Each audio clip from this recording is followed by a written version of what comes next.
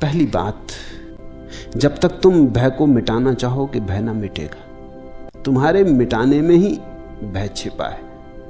तुम न केवल भयभीत हो, तुम भय से भी भयभीत हो, इसलिए तुम मिटाना चाहते हो। तुम मिटा ना सकोगे। तुम मिटोगे तो भय चला जाएगा, तुम भय को ना मिटा सकोगे। भय ही तुम्हारे अहंकार की छाया है। समझो कि भय क्या है। तुम जानते हो मौत होगी, इसे तुम झुटला नहीं सकते। रोज कोई मरता है, हर मरने वाले में तुम्हारी ही मरने की खबर आती। जब भी कोई अर्थी निकलती तुम्हारी ही अर्थी निकलती, और जब भी कोई चिता जलती तुम्हारी ही चिता जलती। कैसे भुलाओगे? तुम जानते हो कि तुम भी मरोगे। जन्म गए तो मरोगे तो ही। ये देह तो मरण सैया पर धरी है, ये तो चढ़ी है चिता पर, ये तो तुम रोज मरते जा रहे हो। भयभीत कैसे ना होगे? ये डर तो खाएगा, ये तो घबराएगा कि मौत करीब आ रही, पता नहीं कब आ जाए, कभी भी आ जाए, किसी भी क्षण आ सकती। इस जीवन में एक ही चीज निश्चित है, मृत्यु, और तो कुछ निश्चित नहीं है। इस निश्चित मृत्यु से तुम घबराओगे कैसे ना? घबराओगे तो ही। ये बिल्कुल स्वाभाविक है। तुमने शरीर को समझ लिया मैं, तो मौत होने वाली, मौत होगी तो भय होगा। तुमने मन को समझ लिया मैं, और मन तो शरीर से भी ज्यादा अस्थिर है। क्षण भर भी वही नहीं रहता, बदलते ही जाता है। पानी की धार है, अभी कुछ। सुबह प्रेम से भरा था, दोपहर घृणा से भर गया। अभी अभी श्रद्धा उमग रही थी, अभी अभी अश्रद्धा पैदा हो गई। अभी अभी बड़ी करुणा दर्शा रहे थे, अभी अभी क्रोध में आ गए। अभी जिसके लिए मरने को तैयार थे, अभी उसको मारने को तत्पर हो गए।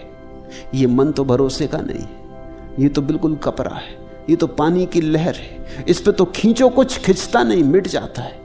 इस मन के साथ तुमने अपने को एक समझा है। क्षण भंगुर मन के साथ तुमने अपने को एक समझा। मृत्यु के मुख में चले जा रहे शरीर के साथ तुमने अपने को एक समझा। तुम भयभीत कैसे ना होगे? और तुम पूछते हो भय से छुटकारा कैसे हो? भय स्वाभाविक है। भय तुम्हारे भ्रांत तादात्म्य की छाया है।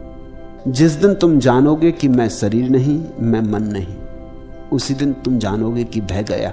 लेकिन उस दिन तुम ये भी जानोगे कि मैं भी नहीं, न शरीर में हूं न मन में हूं। तब जो शेष रह जाता वहां तो मैं खोजे भी मिलता नहीं, वहां तो मैं की कोई धारणा ही नहीं बनती।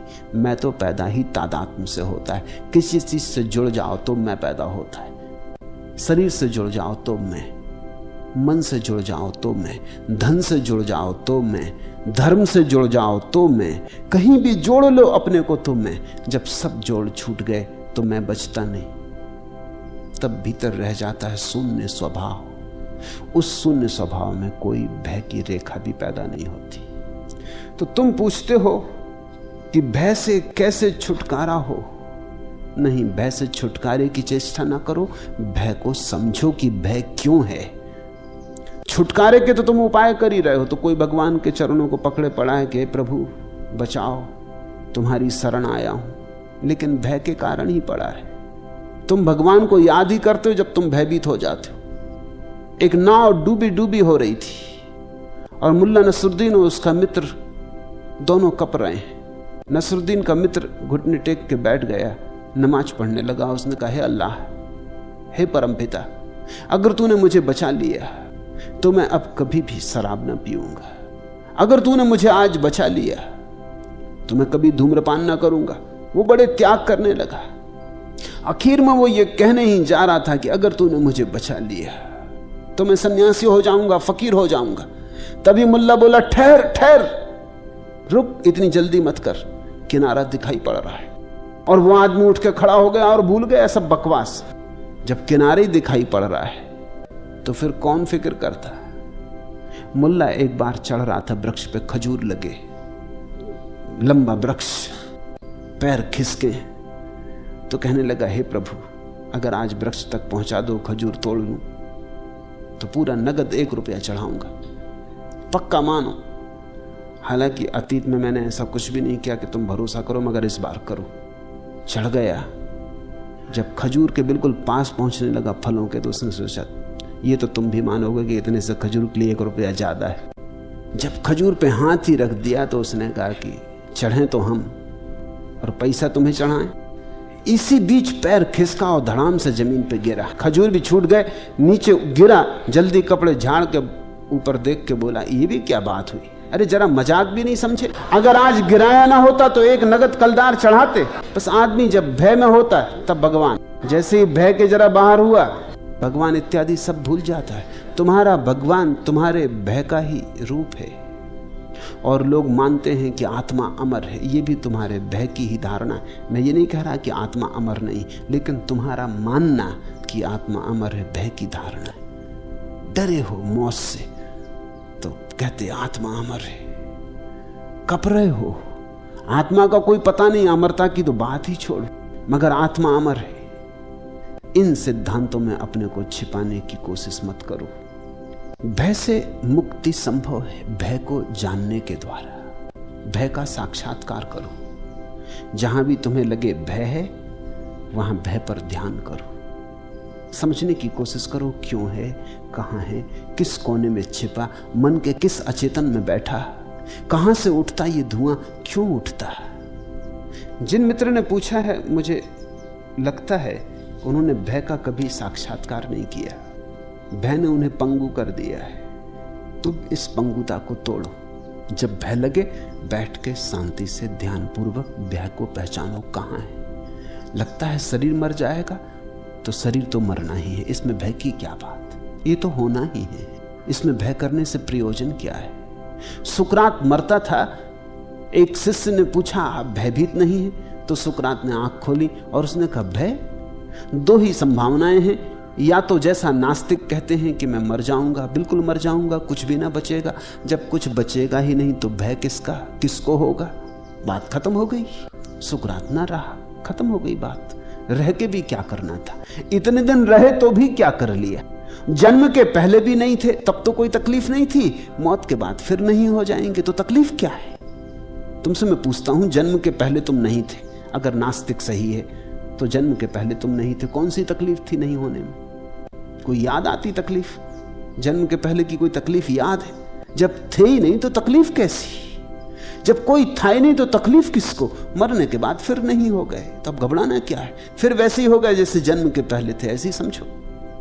तो सुकरात ने कहा अगर नास्तिक सही है कि आत्मा समाप्त हो जाएगी मृत्यु में, कुछ भी ना बचेगा, तो भय क्या?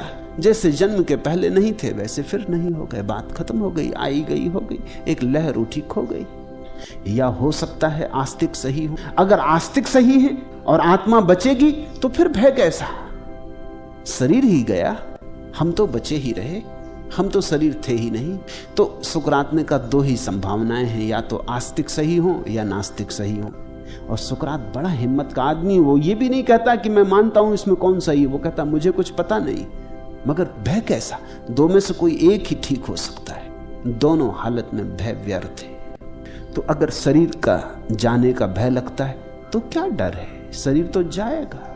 एक फकीर के दो बेटे थे, मर गए एक दुर्घटना में। जब वो फकीर घर आया नमाज पढ़ के मस्जिद से, तो उसकी पत्नी ने कहा पहले तुम भोजन कर लो, फिर तुम्हें एक बात कहनी।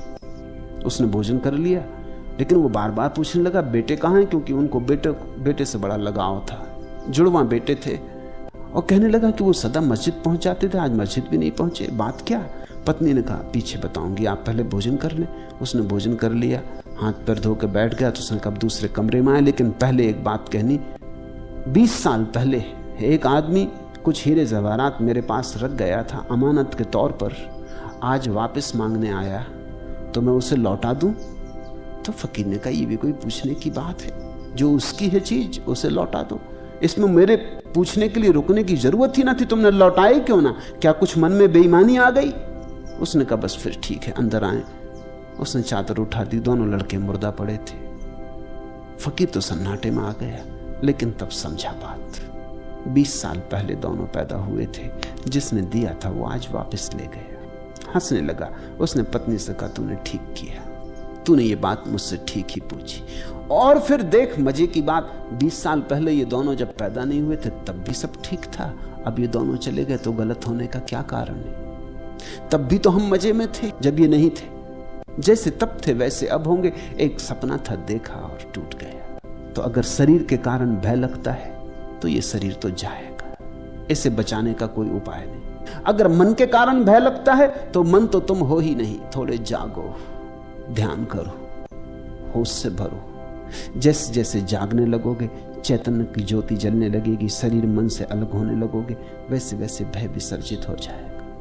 लेकिन तुम भय के खिलाफ मत लड़ो।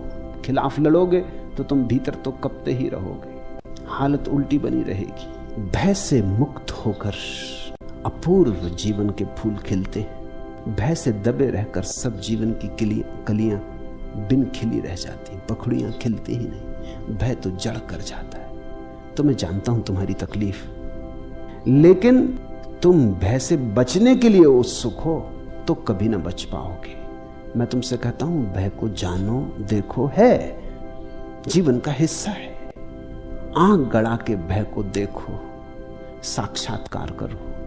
जैसे जैसे तुम्हारी आंख खुलने लगेगी और भय को तुम ठीक से देखने लगोगे, पहचानने लगोगे कहां से भय पैदा होता है, उतना ही उतना भय विसर्जित होने लगेगा, दूर हटने लगेगा। और एक ऐसी घड़ी आती अभय की जब कोई भय नहीं रह जाता। मृत्यु तो रहेगी, शरीर मरेगा, मन बदलेगा, सब होता रहेगा, लेकिन तुम्हारे अंतस्थल में कुछ है शाश्वत सनातन छिपा, जिसकी कोई मृत्यु नहीं। उसका थोड़ा स्वाद लो, साक्षी में उसका स्वाद मिलेगा।